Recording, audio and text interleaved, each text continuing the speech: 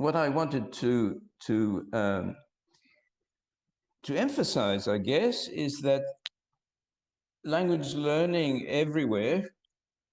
Hello, am I back? Am I gone? Yeah, you are still there. Am I there? Okay, language learning everywhere is actually suffering from some real difficulty. Look at the famous EF survey.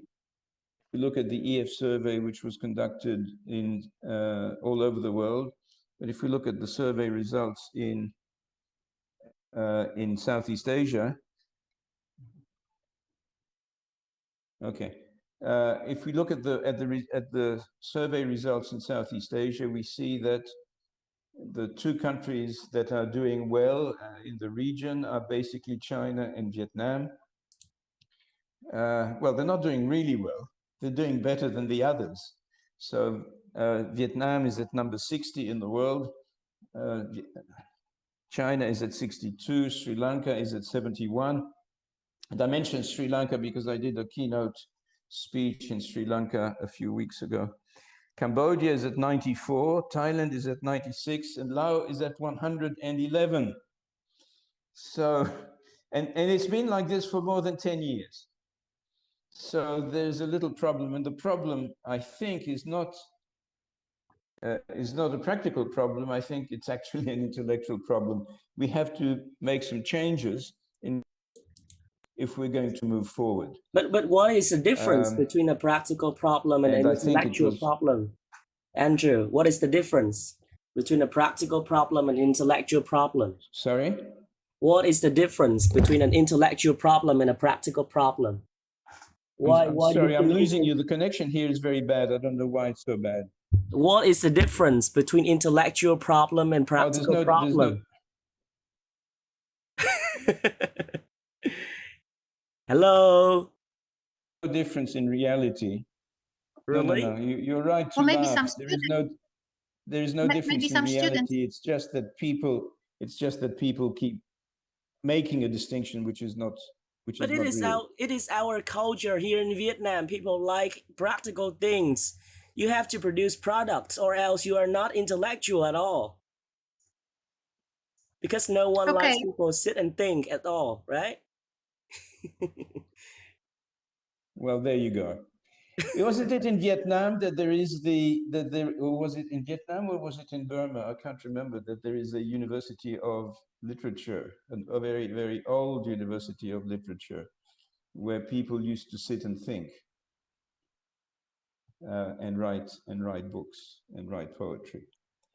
Maybe it was Burma, but I certainly went to it and I was amazed by it. It was, hundreds of years old. Anyway, so I thought I'd start the conversation running because this week is going to be kind of the basis for the coming weeks, and to kind of try and set a baseline for the conversation. And those of you who have followed my teaching, both at Suraneri University of Technology and at Ho Chi Minh City Open University, are aware that both of these universities actually have a component of intellectual research into their PhD program, and particularly at the Open University in Ho Chi Minh City, which has a special topic, a special subject called intellectual research. So what I wanted to say is this: what's the baseline? And the question that I normally use with my students, and my students may wish to refrain from answering it in the first round, is, so what do you know? So what do you know about language education? What do you know about language teaching? What do you know about language learning? What do you know about linguistics? What do you know in general terms? What do you know that is relevant to the operation of language education? And so, Andrew, by that I mean, yes. One of the greatest problem as your student is that you ask so many questions, and everyone start to feel like, oh, boom, he asked too many questions at a time, and we do not have any answer at all. It's like you are throwing us into a river. I am. I am throwing you into a river, and I'm also asking you to look inside your heads at the at the reasons why you do things. Mm. Okay, so what is it that matters to you in language education? And sometimes I narrow this down by saying things like, who are the famous people that you can think of that you use for your references? Okay, so you're doing a master's degree, you're doing a PhD, you're going to teach a class on Monday. Same thing, right? Same thing. Who are the people that you look at in the who are the big names that you think of? So let's do a survey. Now, everyone, now I would like to type. I would like to count from 20 to 1, and after I finish counting, I would like to see your answers. What are some Okay. first name? What are some first name that you think of whenever we talk about language teaching? Okay, I will start counting from 20 to 1. 20, 19, 18, 17, 16, 15, 14, 13, 12, 11, 10,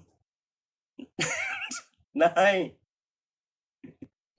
Those some real big names. Some real big names. Some famous names. Not the Vietnamese ones. Well, there may be Vietnamese ones. Yeah, maybe. 5, 4, 3, 2, 1.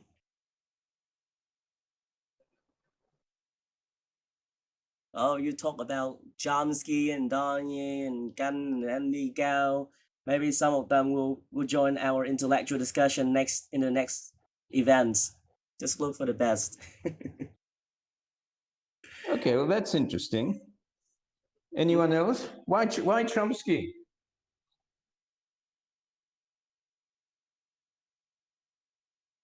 I'll go down the list. I've written them down. So why Chomsky? So tell me seriously, when you go up to teach next Monday, tomorrow, are you going to think of Chomsky when you prepare your lessons? Let's invite Miss Tam. Miss Tam, are you here? Miss Tam No, says actually, no. I will think of another name. No, just No, Why in you other tell words, us what I'm what? saying, I who are would the think people that so. really, really influence your lives? So let's say Scott Thornbury Scott Thornbury, okay. Thornbury. and some Dog name, author of dog the name. language teaching a series of Macmillan, like Jim Scrivener. I learned a lot from their book, and Adrian Underhill. That's it.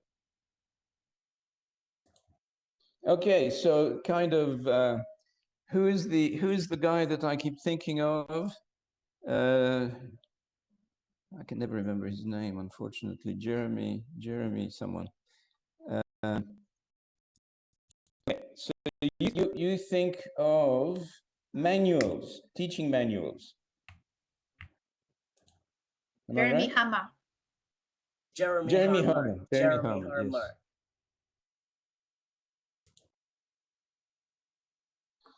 Okay, who else do you think of? So we're not thinking of Chomsky anymore. We're thinking of some manuals or some books that give you clues about how to teach English.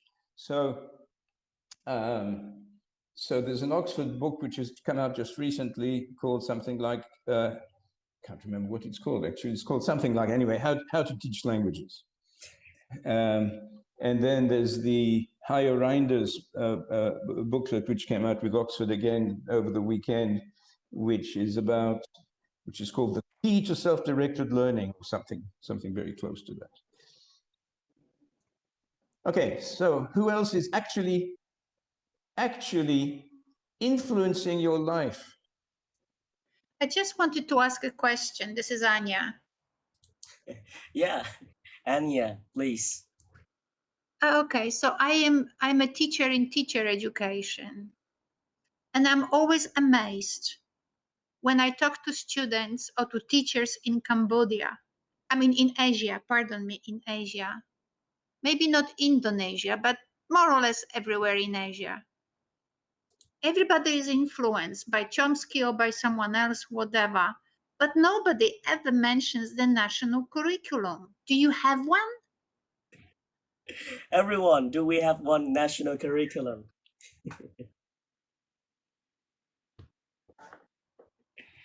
I mean, when I was showing the Cambodian national curriculum to the pre-service teachers, and they were about to teach in secondary schools, that was the first time they've ever seen it.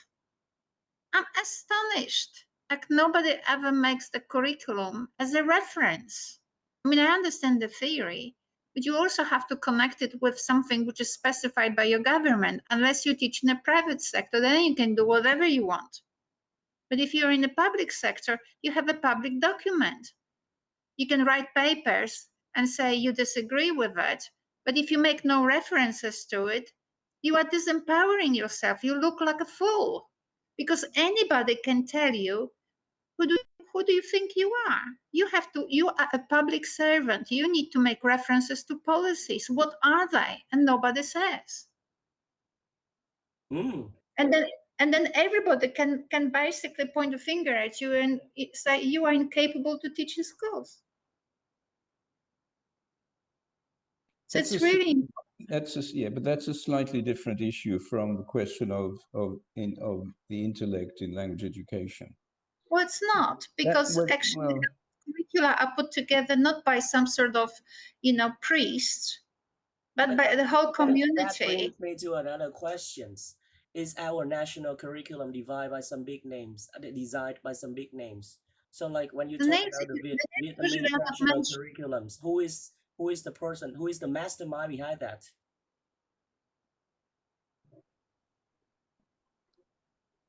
Anyway, we will leave this question later on, and we will try to settle it later, maybe. Andrew, please. Well, okay, it is true that we function within certain constraints, and those constraints typically are your boss, your government, your boss, your institution, your government, and so on. And all of these places tend to have a fear of chaos. And by that I mean they want a certain order. And the order is not an order that you can negotiate with them because it's their order. Now, how that has been determined is a different issue.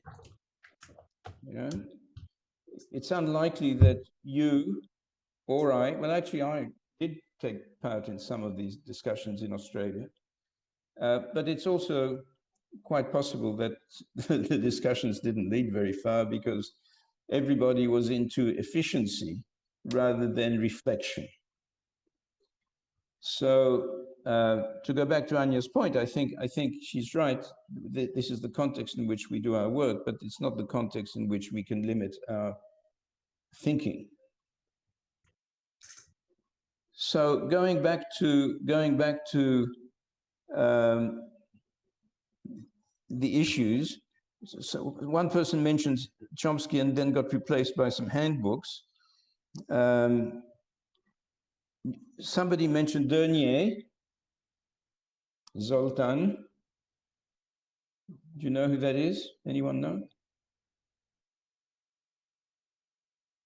Is he alive? Is he dead? Is it a he or is it a...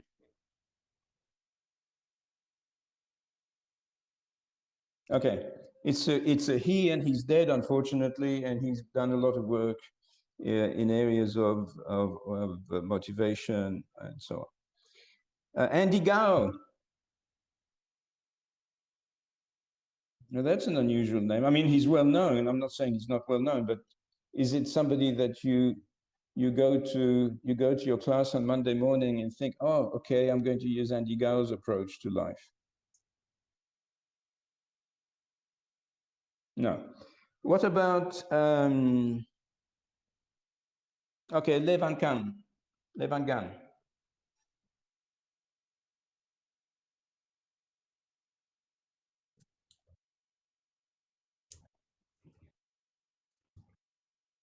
No, it's okay. So you guys actually never think of any of these big names that you think are important when you go and do things.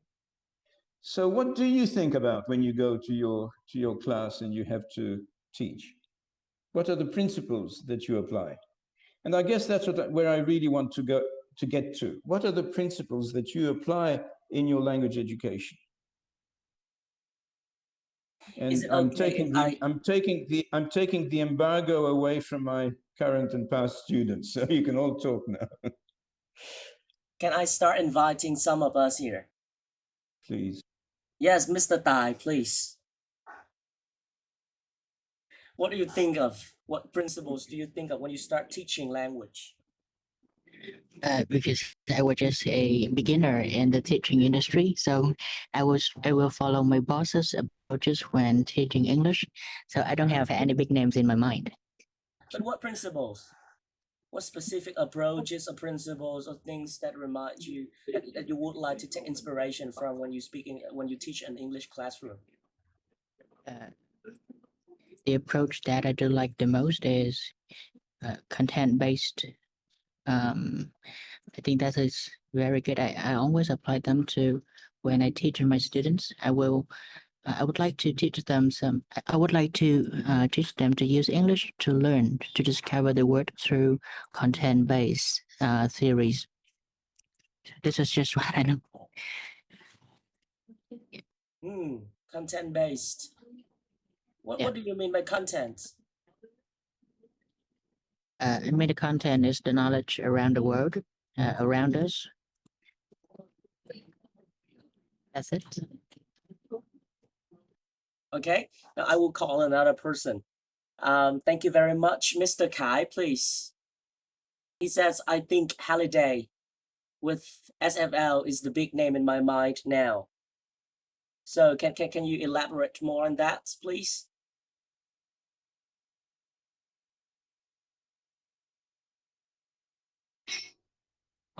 Yeah, okay, thank you, Mr. Wang, for inviting me. Teacher Halliday is with the SFL, Systemic Functional Linguistics, have some important things in my mind because I am really interested in this field of research in academic writing, and I am conducting some personal studies relating to it. Yes. So what do you bring into your classroom? How do you bring these things into your classroom? I apply some small frameworks in systemic functional grammar into my teaching writing. Yeah. So can you give an example? For example, I teach the cursive device and theme rim arrangement of the framework in my writing, and my students found out it is interesting and helpful in their writing skill development and improvement. Okay. Okay. Thank you very much. Mr. Yui, okay, he says, I prefer to teach what the learners need, not what the teacher has. Can you explain more? Yes, thank you. To me, according to some school in Vietnam, the student always learn grammar before they learn how to speak, how to listen. Yeah, that is one of the most important, the most serious factor that cause the the scare of speaking of student nowadays. And in my class, you know, I say that to teach what the learners need, not about what the teacher has. For example, you have to care. A teacher have to care about what they need. For example, in my class, the ages of learner is about after university. So the need the need of English learning, that is about to how they can speak and they can listen to the others. So that means I cannot apply what I teach for the kids to them. So that's what I say. Yes. And moreover, you have to the teacher must care about the psychology of its students or learners. Hmm. Okay. Yes, that's all. Is there any other person who want to share your ideas, your, I don't know, your idols in language teaching or something? Miss Vang, are you there? Hello? Nope. Okay. Miss Hồng Trang, are you there? Miss Trang, hello?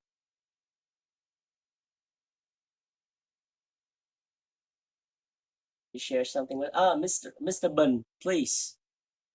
So raise your hand. He raised his hand. Please, the mic is yours.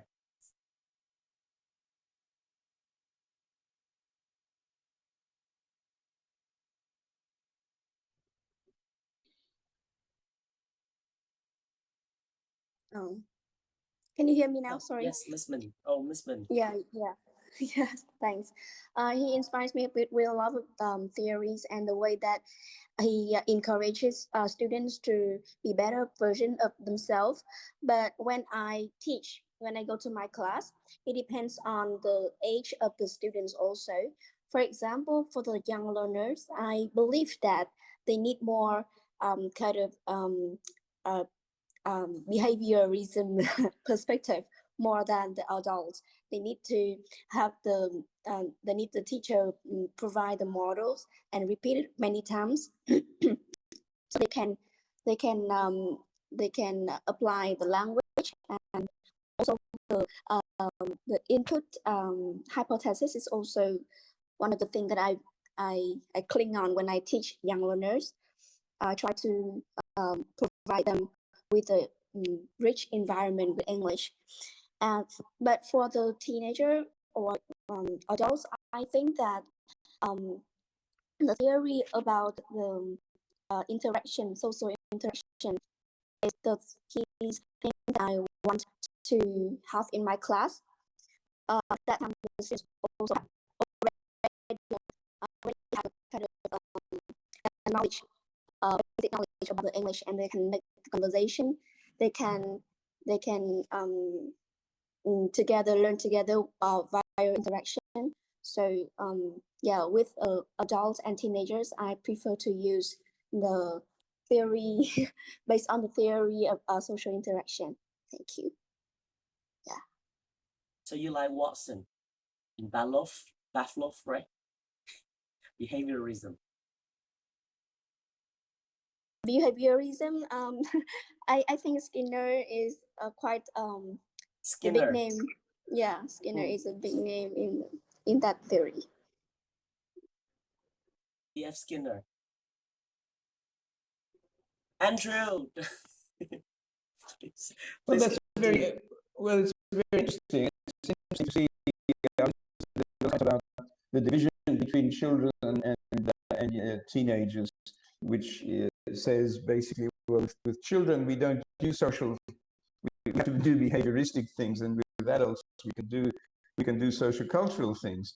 I just don't know how that works, because if you think about the development of language and the development of meaning making, in other words, you know, what is your meaning making theory? This is a question that we need to ask at all of these meetings, how do we make meaning, and what is the place of meaning in our language teaching universe? How do we make meaning? Well, do we make meaning from repetition? And by the way, repetition does not mean behaviorism. Yeah? What behaviorism was based on kind of stimulus response theory and surface structure, but so repetition, which is one of the things that we do in real life, we need repetition, but it doesn't mean that we're being behavioristic. We can be entirely sociocultural and still need repetition, because we need to memorize things. You know, if we can't remember things, then we're going to be really lost. Huh? So I don't necessarily see the distinction between them. And sometimes we make we focus on things like what was called behaviorism, and maybe isn't actually behaviorism. And what was called behaviorism to meet the needs of the syllabus, which says, oh, today you have to do this. This is the content of your lesson. So one of my questions in general is, so what is the content of language learning? Is there such a thing as content? And while we're talking about content and input, there is a difference between being exposed to a rich environment and being exposed to I+1, which is Grasham's notion of the input hypothesis. I+1 is a very attractive, easy to understand, apparently easy to understand a formula. But when you think about it, it's actually an impossible formula to apply in a real classroom with real people. And thank you, Wang. In the real classroom with real people, with you as being external to the student. I mean, all you can do is observe students, right? You can't, you're not in their heads. So you don't know what their I plus or their I is or their I+1 is. Just as I'm not in your head and you're not in my head. We don't know what we have in each other's heads. So the best we can do, if you're going to apply an I+1 approach, and if you think you can, I actually don't think it's possible. But if you think you can, then you need to have some way of reading people's minds. And I think Mr. Kai is really interested in input hypothesis. Would you like to argue with Dr. Professor Andrew Lien? I would like to listen to your idea, because he asked me that he is going to do something about input hypothesis. So would you like to argue with Andrew?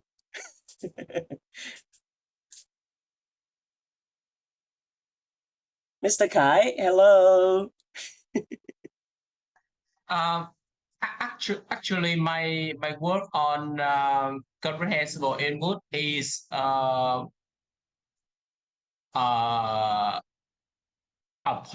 unappointed work by my professor. It is not my choice, so I don't have any option. So why don't you ask your professor? Why don't you ask your professor? Like, why did you give me such thing?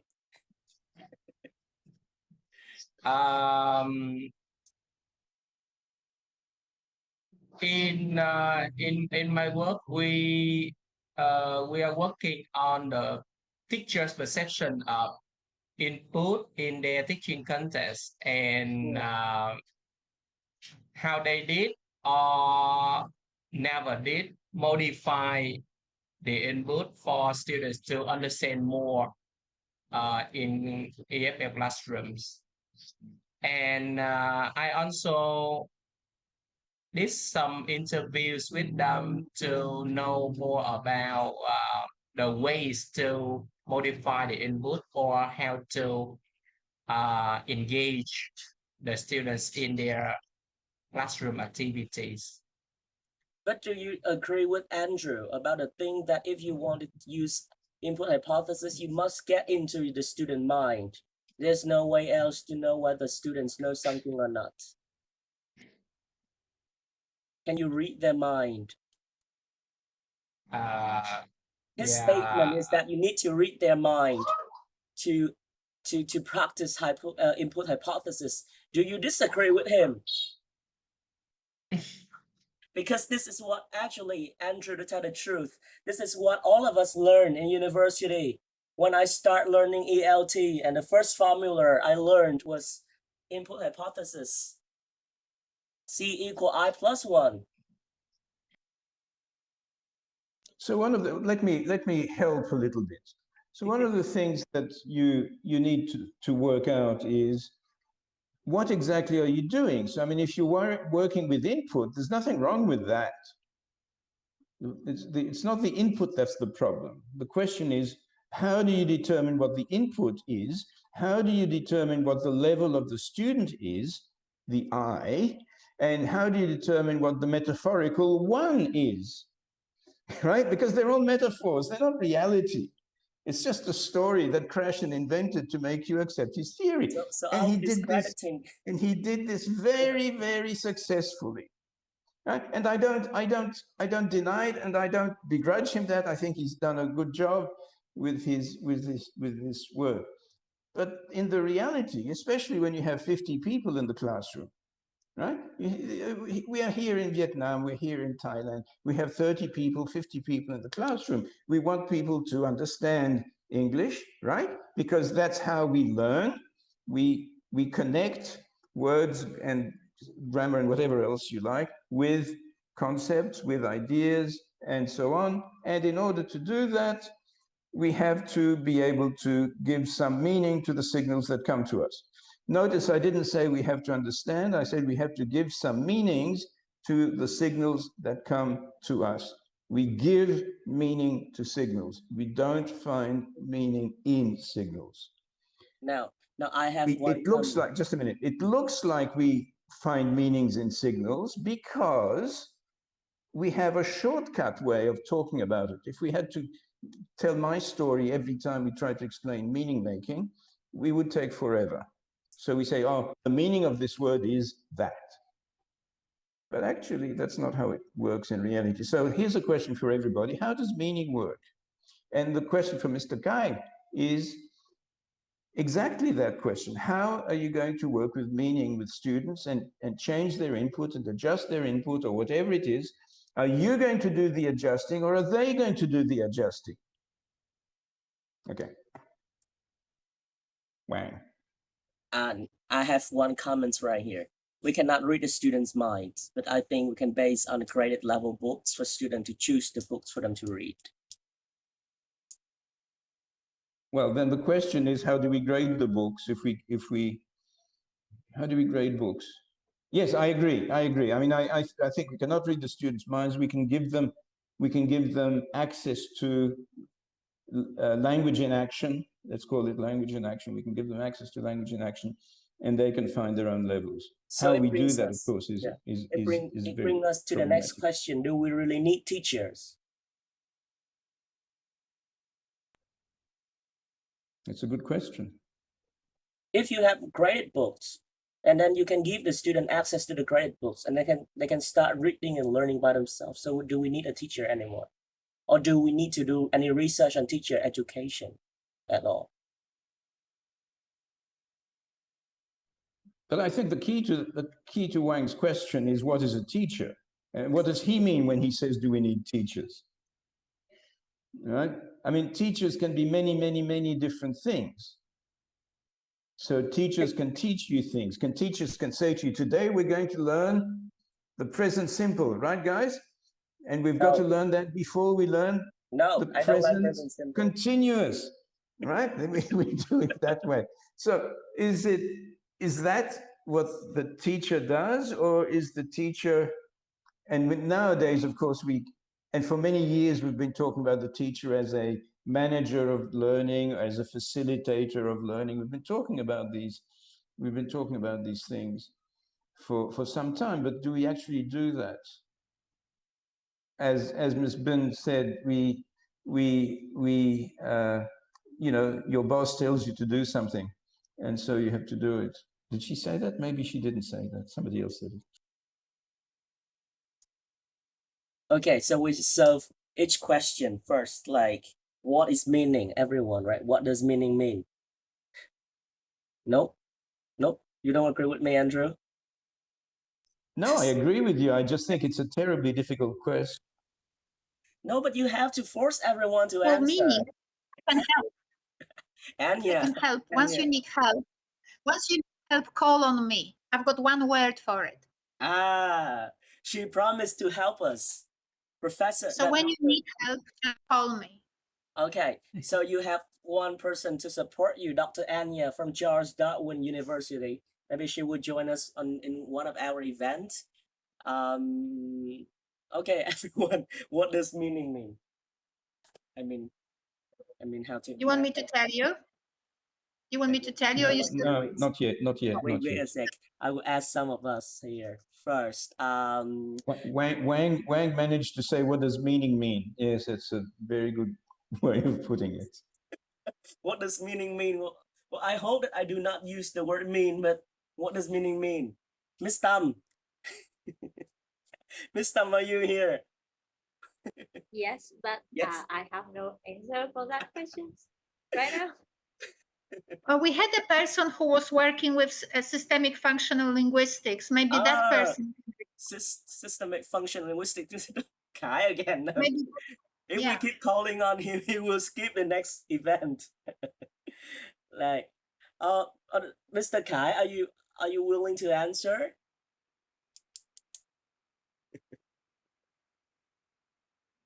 Hello. No, he keeps silent, which means a disagree. A disagreement. Well, he may not be there. He may have gone and had a cup of coffee. Miss Hong Zhang, second time. Nope, she's not here. Maybe she's fall asleep. Miss Lê Han, are you here? Nope. Nope. Okay. Well, what about Dr. Hoa?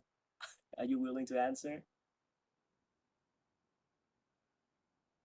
No.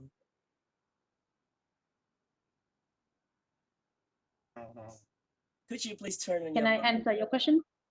Yes, can you please answer? What does meaning mean? I mean, meaning making Yes. process and yeah.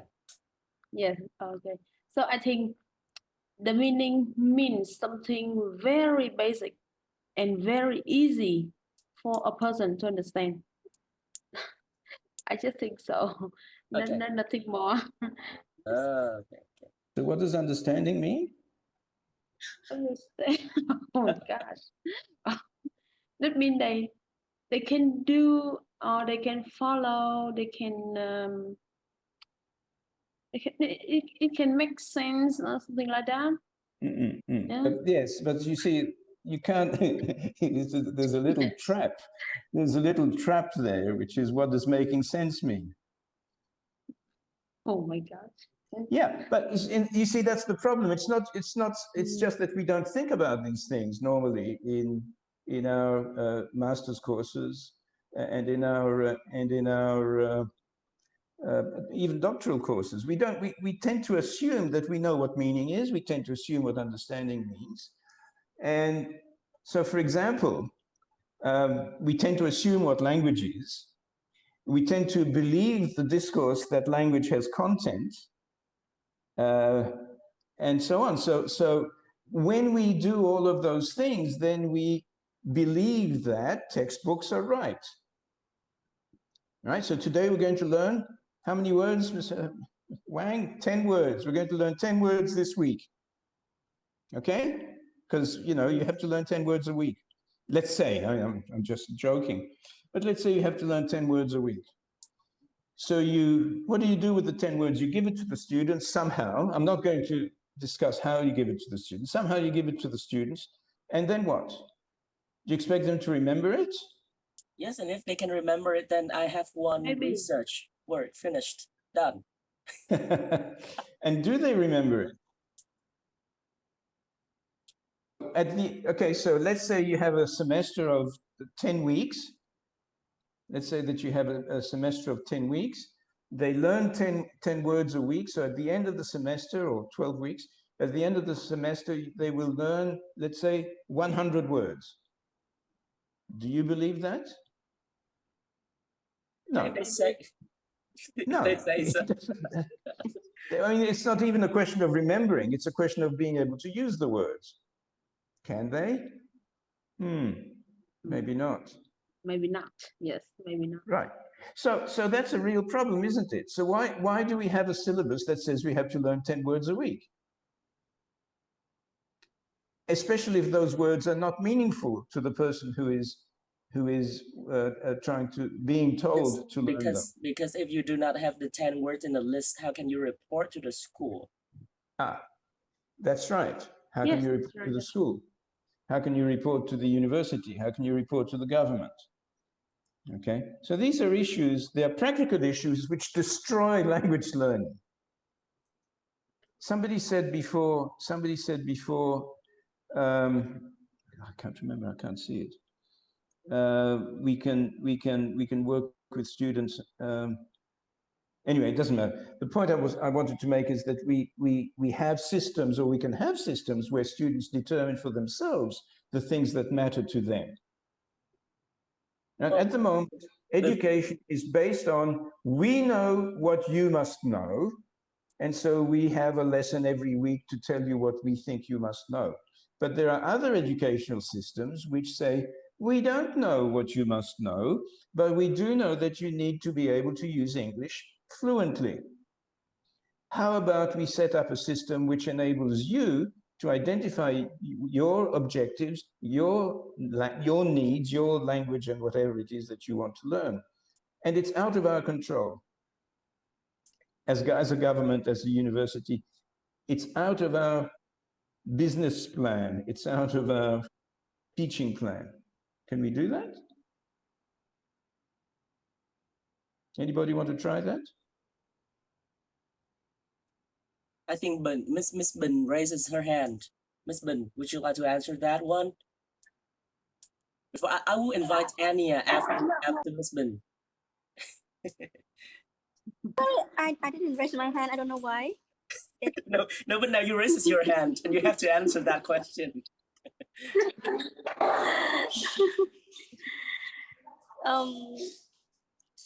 Can I think more? Think think more about that. Okay. Now, Anya. Yeah. Anya, could you say something, please? All right. So I will tell you the obvious, but I will tell you, I can't type. If you know where to type, then Andrew can type it. So it's from Bakhtin, Mikhail Bakhtin, Definition of Meaning. I suspect that if most of you has heard of Vygotsky, you should have heard of Mikhail Bakhtin, who was his colleague. And Mikhail Bakhtin defines meaning as a response. Isn't that intelligent? That's why you can argue with your wife or with your boyfriend. You both look at the same sentence and then you argue who meant what by what, because each of you reacted differently. Therefore, the meaning you had in your head was different. So to summarize, meaning is not in the text, because if it was in the text, you wouldn't argue with one another. And that but because it is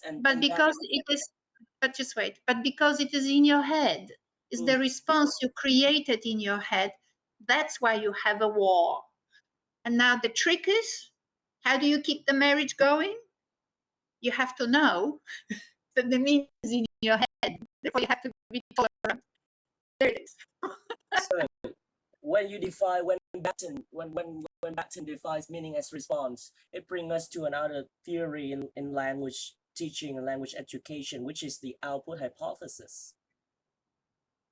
So do you really think that only when student responds do they understand the meaning of something? What if they No, do no, understand? that's not what she means. That's not what she means. I know, Andrew, but you misunderstood the Bakhtin response.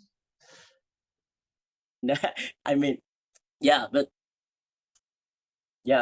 right. If it would treat meaning as response, and as normal people usually say, like normal researcher and average researchers usually believe that, what mean response here means that they have to produce something. Is that really the response that we look for? We talk about responses to meaning. Dr. Anya?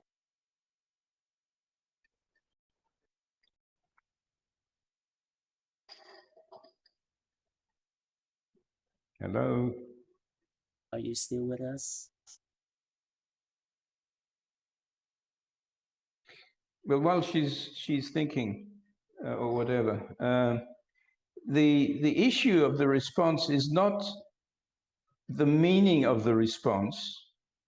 It's the response, the fact that there is a response.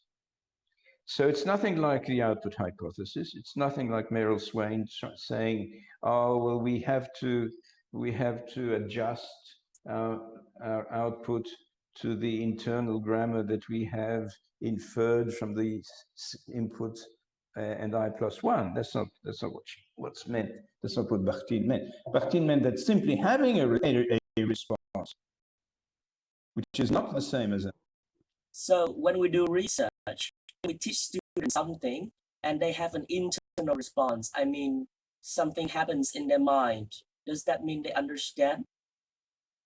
It depends what you mean by understanding. Comprehend. No, it depends what you mean by comprehend. I mean, they make, you can break that cycle by saying that people make meaning. Or I can use one very famous word in our field. Do they acquire the language? No, I don't want to talk about that. I think people make meaning. How they make meaning happens all the time, and it is part of being human. So making meaning is part of being human. Once you bring in the concept of the correct meaning, that's a different issue. Because did you understand me? In other words, did I represent okay, this brings us to another point. Did I represent my internal meaning well enough for you to infer your personal meaning, which is similar to the one that's in my head? Okay, I know it sounds complicated because it is complicated. So here we are at the root of the problem. The root of the problem is that we have consciousness on the one hand, and our consciousness lives in our somewhere. Let's call it in our brain, and then we have our body, which is the only way that we can represent what is happening in our minds. Right? I cannot send you my mind signals directly, not yet anyway. So the only thing that I can do is I have a thought. My thought is complex. It is made up of language and non-language and all sorts of mysterious things that nobody has been able to identify clearly yet. How am I going to send it to you? There's only one way that I can. That is through my body. My body uses some semiotic signals. Semiotics is the science of symbols. So I can use words, that's part of the semiotic system, or I can use gesture, or I can do something with my body to make you receive a representation of my thought, right? You're not receiving my thought. You are receiving a representation of my thought. So if I say I'm feeling well, what does that mean? Okay, so I have a thought about the goodness of my health. I represent it in a message called I am feeling well. I throw the message out into the world. You take that message, put it in your ears. Well, it falls into your ears. You give meaning to I am well, or I'm feeling well. You give meaning to I'm feeling well. You don't find meaning there. You just, if somebody was speaking to you in Thai and said the same thing, you wouldn't understand it because you don't have the meaning-making systems in your head to make meaning of the signals. So you take it, you make meaning of that, and you connect the notion of feeling well that you know in your body to my notion of meaning of feeling well, and you think that you understand my situation. Right? But maybe you don't. Okay. Because the way I define feeling well and the way I encode that in my string is not necessarily the way you understand feeling well, because that's inside your head. Okay, So, Andrew. yes. Now, I would like to come to the second part by asking, like we've been working and discussing like literally in 1 hour, about 1 hour. So why is that? Why are these things important? Why are these intellectual discussion important? Why is meaning making important? In first, language teaching. And its second thing is in research about language teaching. What? Well, because we've been talking about a lot of things, right? So why is it important? Why don't we just, okay, so we learn Krashen's and we learn Chomsky and we learn Holiday, and we just apply all of these theories into our research, into our teaching. Why do we need to understand whatever you've been talking about or whatever we've been discussing about? Because by working on the notion of how to understand, we become aware of the fragility of the theories and the stories which are told in our field. Right? Our field is made up of stories. It's not made up of facts. It's made up, there are things which we call facts, which are observing this and that, but we never see the facts. We never see the facts. What we see is a story which the researcher has written about what they call facts. And all of these stories are subject to cultural differences, they're subject to language differences, they're subject to observational preferences and biases and so on. We never see the reality of the situation. There may be a reality, but everything that we see is actually filtered through our past, our history. And each of us has a different kind of history. So what that means is, yes, okay, Krashen says, and by the way, some of the discourses of the input hypothesis versus sociocultural theory may not be coherent with each other. So you can't just apply them all at the same time, right? You can't apply all of them at the same time. So you have to make choices. Why do you make this choice? Now, this is important, and I would like you to clarify a little bit on what you've just said. As far as I can remember, you said that our field is made of stories, not facts, right? Well, but if we say so, well, do we run the risk of discrediting our field as not being scientific? Because this is just about theory, it's just not about facts. And for researchers like us, how do we confirm that our field is scientific, and what should we do with that? Well, the scientific field is in just the same position that we are in. There's no difference. The whole world is entirely discursive. The world that we see, the world that we talk about, the things that we observe are essentially discursive. They're not necessarily, reality. The way we talk about them is different. So yes, we are scientific as we can be. But what does it mean to be scientific? Well, what it means to be scientific is to follow certain rules that that we apply to research. And it's interesting that, for example, when you look at physics at the beginning of the 20th century was ruled by people like Maxwell, who thought that there was nothing new to be learned in physics. All we had to do was measure better. Right? We know everything about the world, we just have to measure better. And then what happened is that Max Planck came along. Max Planck, I don't know where to start with Max Planck. Max Planck invented quantum theory. Right? So when quantum theory was invented, the certainty of physics disappeared.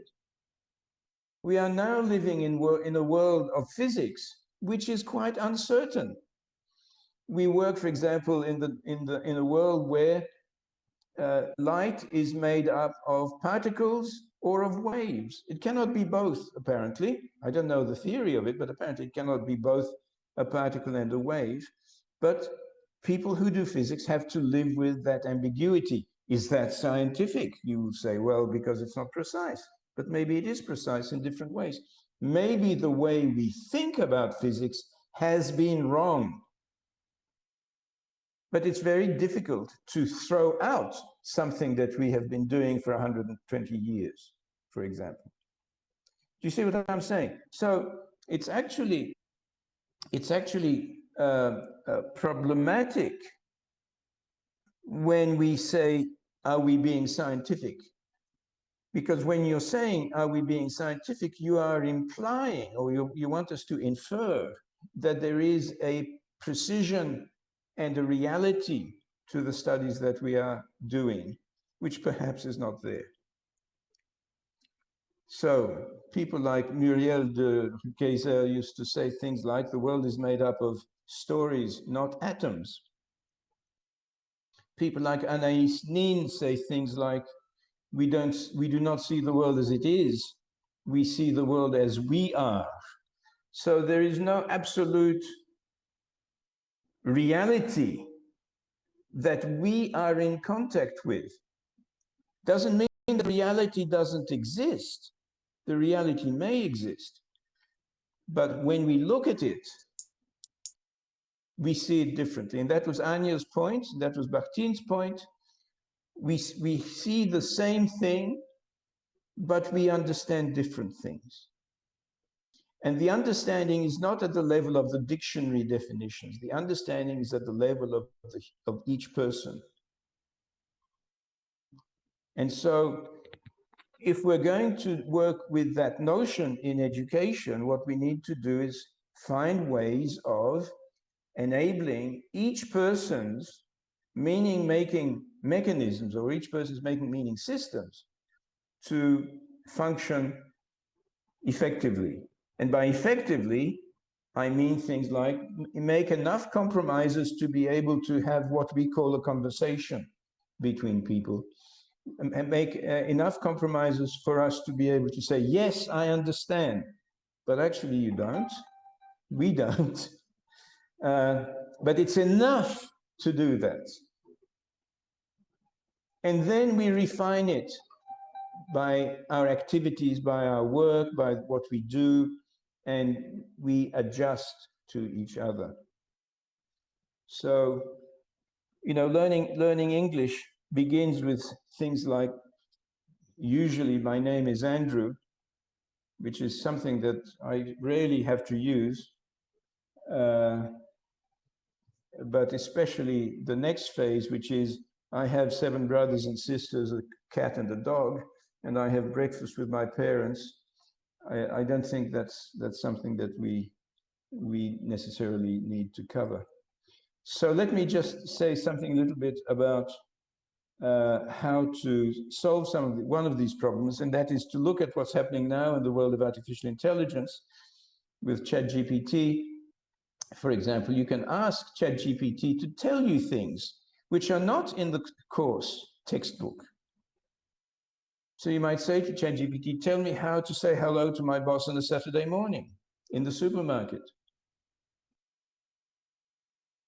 Right? And this is something you might actually need one day. And or you may have some other systems whereby you are able to elicit from students what it is that they need to learn and want to learn.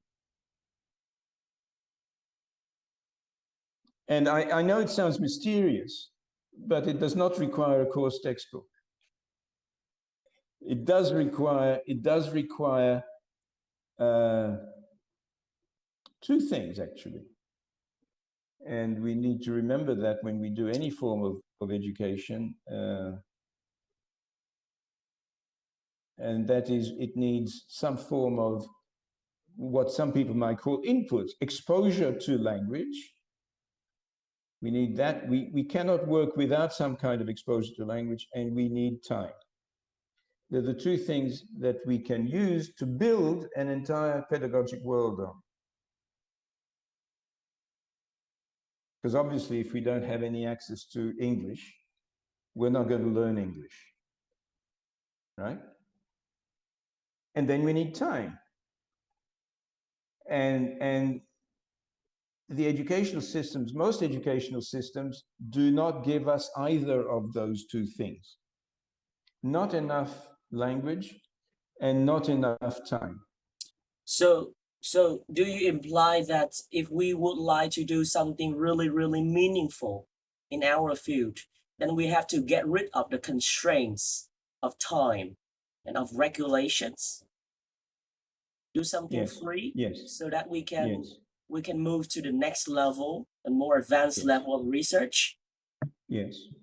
But the problem is that most people here, like researchers here, they belong to a school and they have to teach English as a school. They have to follow the rules. So how can they do these things, the intellectual things? Do you have any suggestions for them? There has to be, well, of course, everybody knows that you have to eat. Everybody knows that if you disobey, then you will not eat. So you have to set up an alternative set of systems which can be demonstrated to work. Now, there are plenty of those which have happened, or not plenty, but there are some which have happened. I think of Sugata Mitra's self-organizing learning environments. I think of my own work in macro simulation and so on. And there is plenty of data available to say these things are possible. However, the system is so resistant, both intellectually and administratively. It is so resistant that you cannot break it easily. So you need more evidence than you would normally need to be able to bring about change. So I think it's very difficult.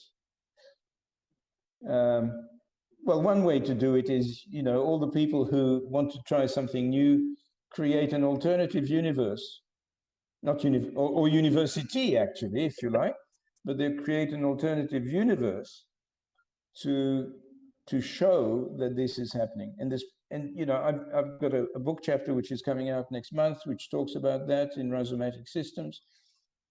Wang's done some stuff on project-based learning and so on. It's all very doable, but people get tired and burnt out, and I get it. And it's difficult to be an outlier. It's difficult to be an outlier. It's easier to be in the center of the curve, and you know, you have your life and your family and other things, which of course are very important. One interesting things that I feel I really like, you know, I'm really motivated because today we have like Andrew and we have Anya, we have Dr. Hoa, we have Miss Tam, we have Miss Han, and we have Miss Ngọc, and all of these people, they are administrators. They are the people who have actually power in universities. And by joining with us today, I understand that they do always like listen to the problems and the issues in our field. And I hope that I know that there are also many of the students here today as well with us.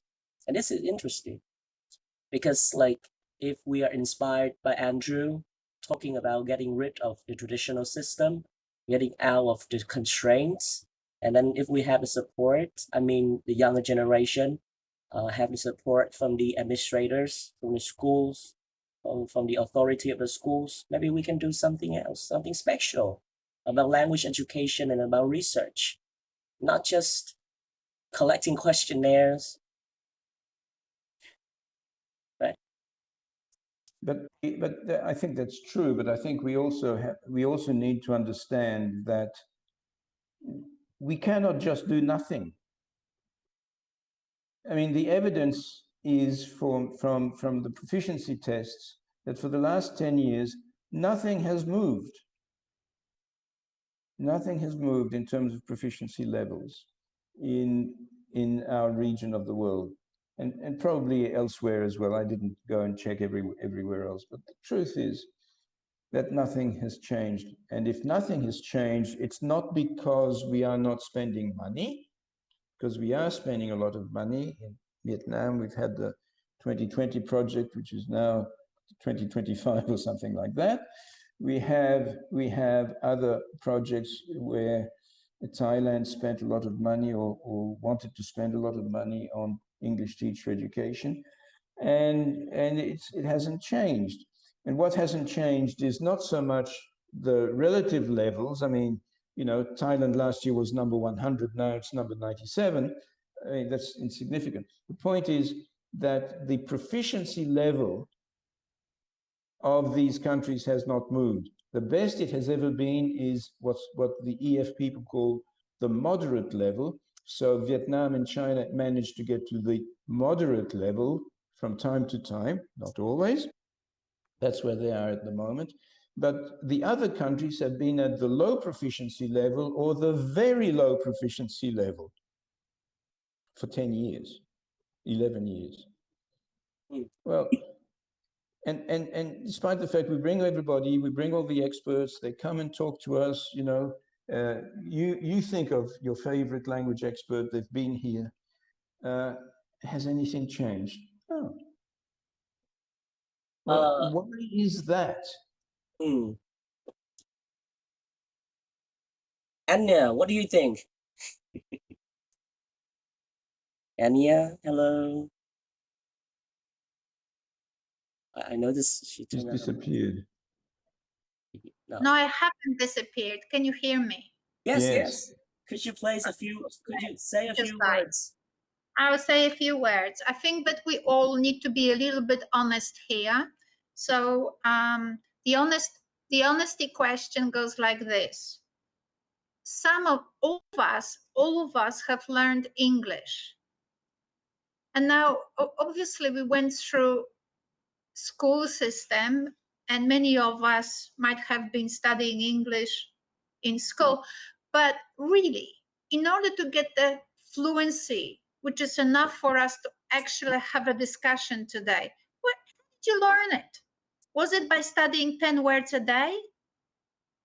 Was it by studying present tense today in 6 months' time past tense, and in 6 months' time later on past participle and all of that? I want to know. I mean, you need to write for yourself, in my view. How the heck did you really learn English?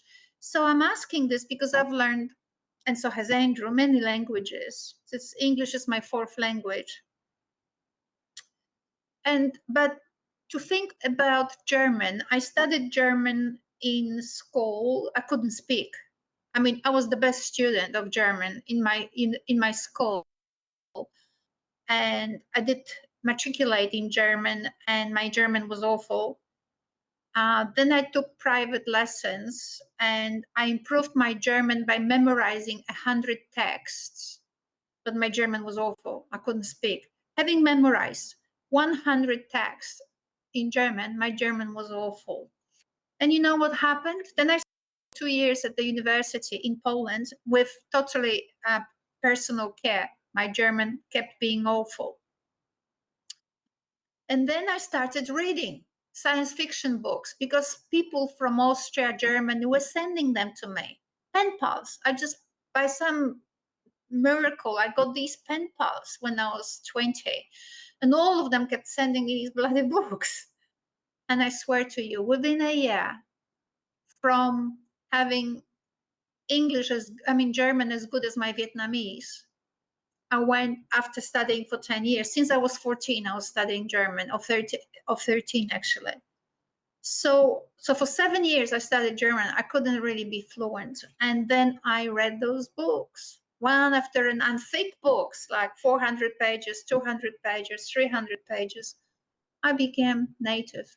So German language has particularities about it that foreigners have difficulties with those. I became native with those. I could guess, Andrew will understand, I could guess the article of made up nouns. So in German, you have 3 genders. You've got the neutral, feminine, and male, right? So like in French, le and la, but then you also have law.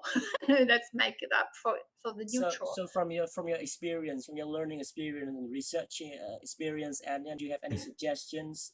Like, so what basically, in relation to what Andrew was saying, he was what the comments we had and what Andrew was saying.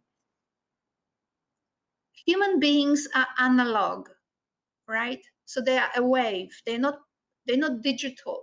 You cannot reduce your student to a set of items and then make a hypothesis that every week 10 words and they will be brilliant.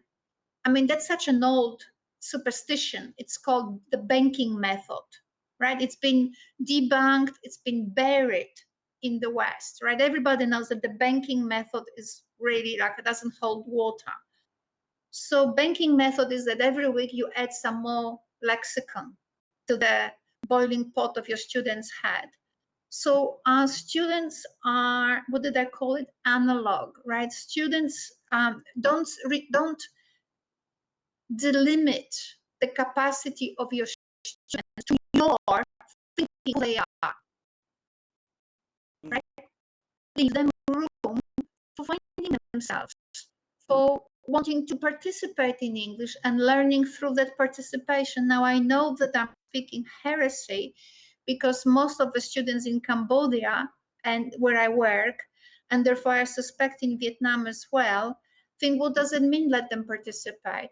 Well, you know, in 20 years ago in Thailand, students were creating news networks in English. So I'm thinking of the guy who did it after. What was his name, Andrew? He was your student. So Maliwan did it first. So news networks. So the first question that the student has, what the heck is a news network? Let them explore.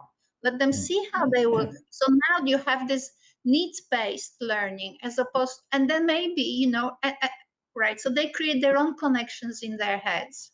And you allow for it, you support it, but you allow for it.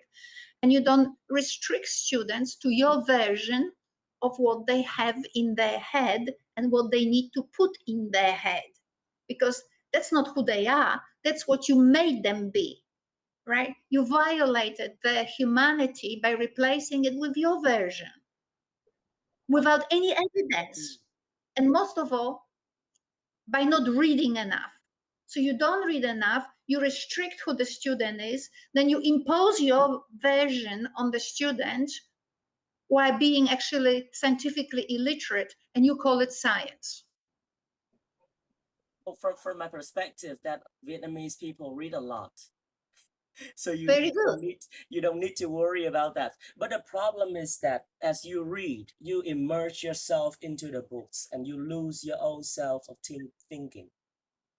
You lose your thinking identity. When you're 20, you have no self. You have self when you're 60. You have no self when you're 20. Maybe, yeah. Well, That is called self-authorship. well, technically, you probably do have a self. But what I think Anya is trying to say is that with her German is two things. She gave herself what I talked about in the beginning, which is input and time. She was able to read stuff, 400 pages, that takes time, and there's an intensity which is associated with it. So giving people opportunities for that is important, and what we have at the moment is a system which does not give people opportunities for that. On the contrary, you have 12 weeks, and in 12 weeks you're supposed to go from A1 to A2 on the CEFR scales, and in a very naive way, if you, for the next term, you go from A2 to B1. Unfortunately, that's not how it works. And even Pearson's, the people who publish, have done some research to show that to go from A2 to B1 takes more than just one semester, or whatever, it takes a lot longer. I think this is very important because we want to stratify things. We want to be able to say, okay, at the end of 5 semesters, you will be at C1 on the CEFR scale. That's rubbish.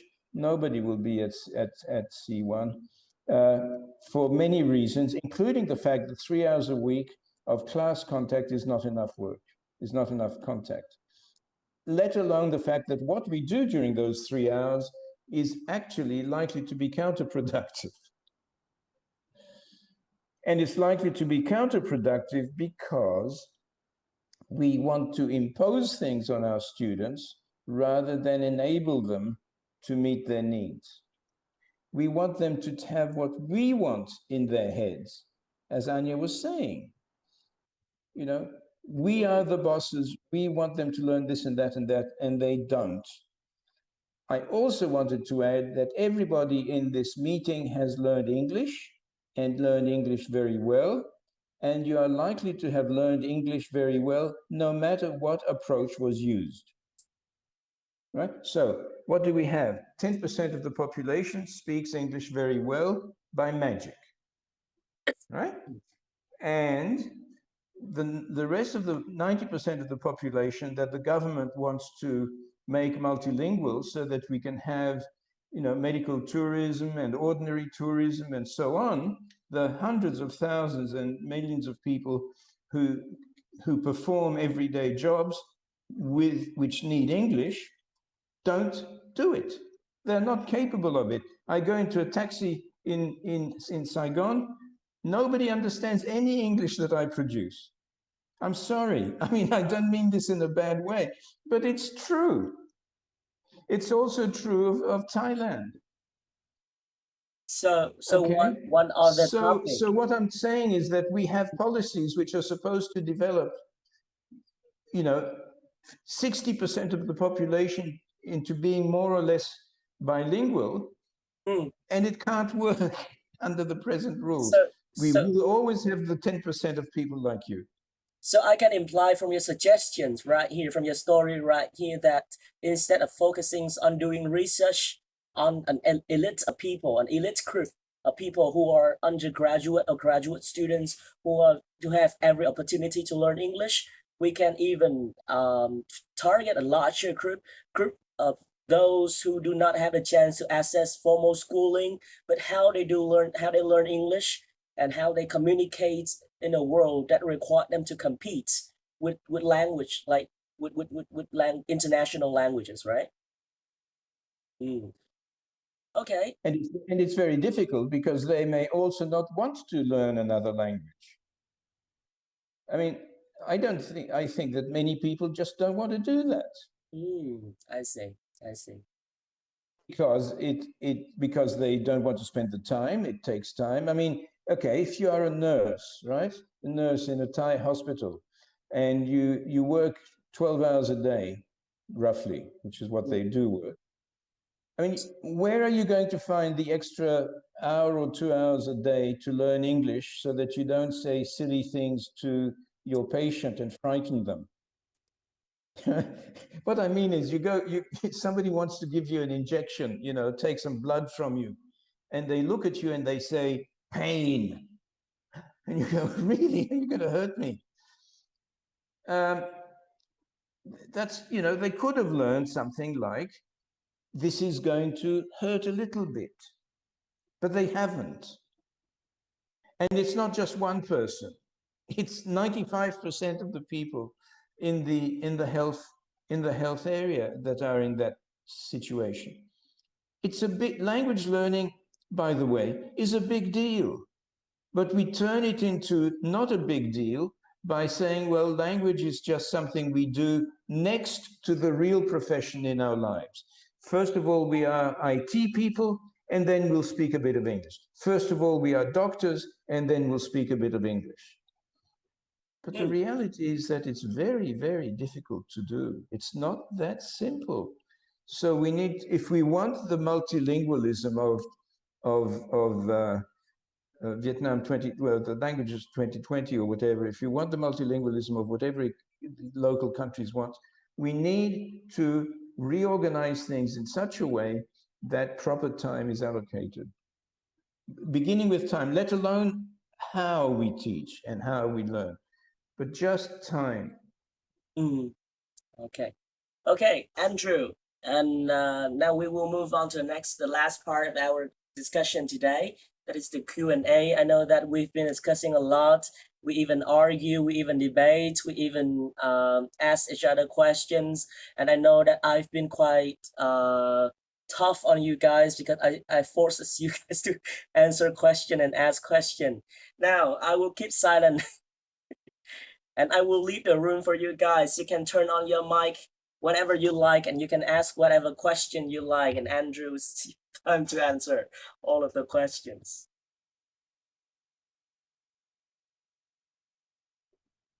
I think Mr. Yui want to ask something, say something.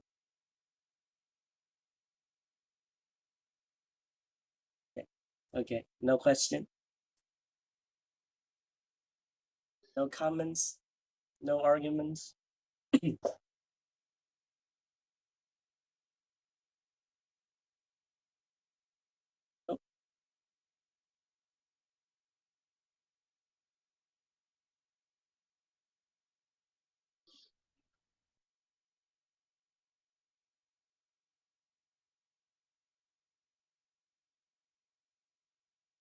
Is there anyone who volunteered to ask intellectual questions?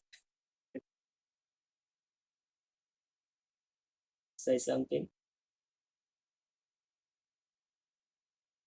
I just want to make a comment on researchers read a lot. Ms. Swan was saying actually researchers read a lot because it is a must. The question is not whether they read a lot. The question is, what do they read? So, for example, we should be reading about neuroscience. We should be reading about sociology. We should not necessarily spend all of our time reading about the traditions of TESOL or of linguistics. Linguistics has limited use in language learning. We need to learn more about how people learn. We need to look at people like Dewey. We need to look at people like, Anya, what's the name of the Indian guy? Well, in neurolinguistics, Damasio, for example. Ramachandran. Ramachandran in neuroscience. I mean, these are not nobodies. It's just that we don't talk about them in language education. So Helen Imordino Young, who talks now about emotions and whose model of science has supervisors Antonio Damasio. So the evidence they have about emotions and meaning. I mean, they worked with the guy who was the guy of multiple intelligences, Howard Gardner. Yeah. So we're talking about the echelons of Harvard, and yet these people don't appear. We know who's quoting Imordino Young other than me and my students. They're still stuck in Krashen. is the 80s. I'm talking 2020, 2030. And people are coming up with stuff from the 60s or from the 80s and looking for exercises all the time. Anyway, so that's sort of, I think that you were asking, Quang, a very good question. I'm going to pull it out. And if you don't mind, I put that little minute or two that Andrew responded to your question. I'll put it on Facebook because it was a good question. Why the heck are we bothering with intellectual thinking, intellectualizing? And I think it's a good thing to ask. And it was a good question to, that was a good answer that Andrew produced, right? Because when you don't think, you do not know who you are as a teacher. And basically nothing you do has any strength. And consequently, sooner or later with experience, you develop yourself, but it's an unreflective expertise. So you become what they call in the literature instrumentalist. Don't know what you do, but I have a set of habits. So I don't know about Vietnam, but in Australia, it's getting really hard because every 2 years, you are being audited, which means there's a person from the Department of Education that comes and gives you 3,000 forms to complete, where you actually have to justify what you do. And then they judge you not by leading edge research, but by the stuff that went into the creation of the rules and regulations that they are policing. No, it's not that bad, in fact, because I worked with teachers. Well, so yeah, but it is that bad. Yes. I mean, I know you you disagree with me a little bit. So it is actually that bad. So what happens is you could be an excellent teacher, but if you do not have a story about your teaching, I don't think they'll be happy with you. On the other hand, if you are struggling a little bit with practice, but you can actually, you demonstrate that you're reflective on your practice, then you pass. Because people believe that in time, you will connect experience with reflections or with theory and with policies, and you will become, you develop your self-awareness as a teacher. Whereas without the reflective element, it's harder. Good. Okay. Is there anyone who would like to make a comment, Miss Dr. Hoa, or would you like to make a comment? Would you like to say something?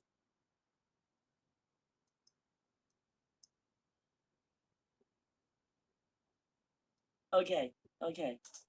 Yeah. Bye, Mr. Yui. Thank you. Thank you. Okay. So everyone, if you don't have any other questions, then I think we should wrap things up right here.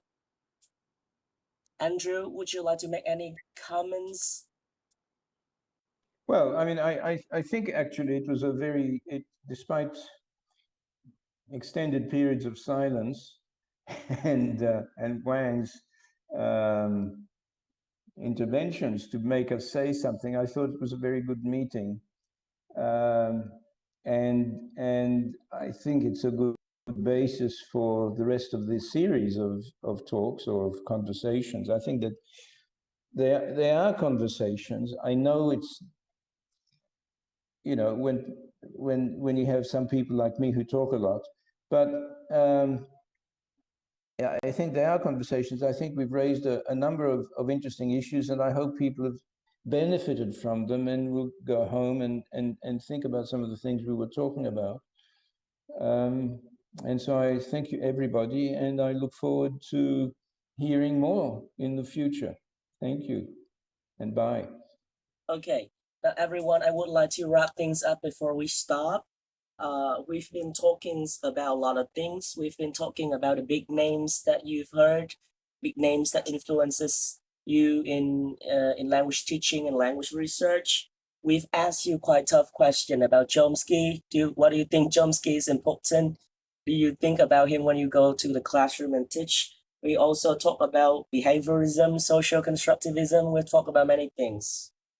Then there are a few takeaways. First of all, is that we should think about language teaching with no constraint, especially time and regulations and times. We also discussed that language education should not only be for the elites, and it should target a larger groups of audience of people. We believe that intellectual discussions and intellectual activity is more important than writing research. And the reason why I would like to have that as the first part of our conversation is for you all to get out of the idea that by doing research we have to write a lot of things and we have to read a book.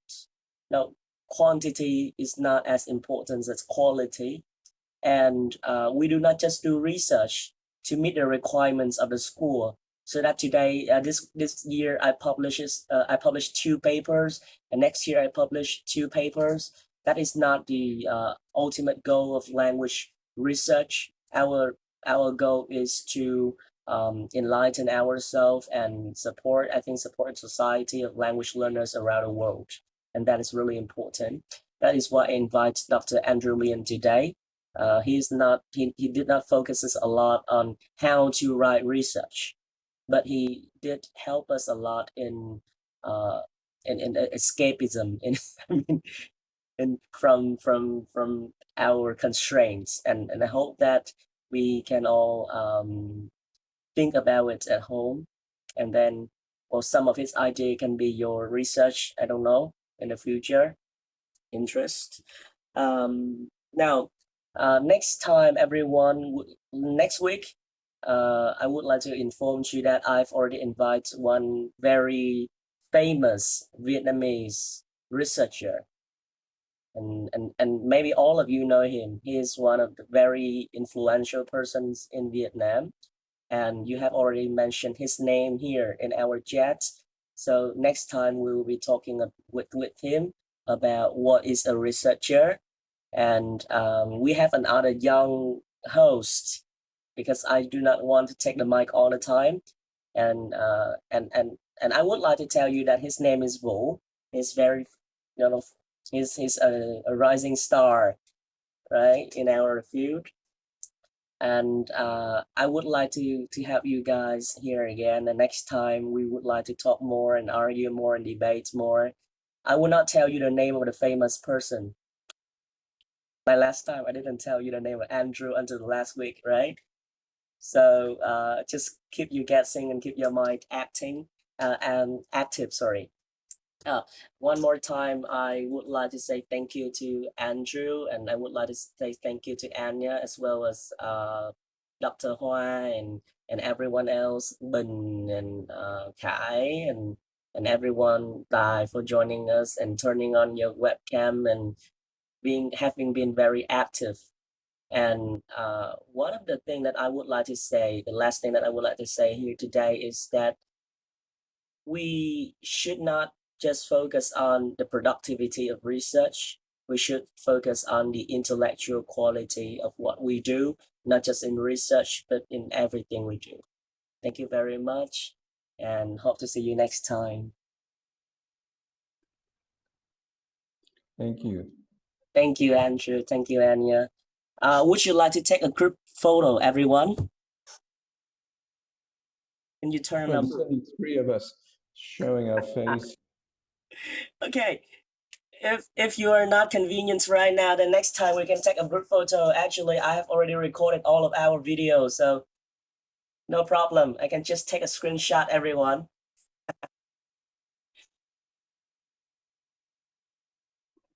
Okay.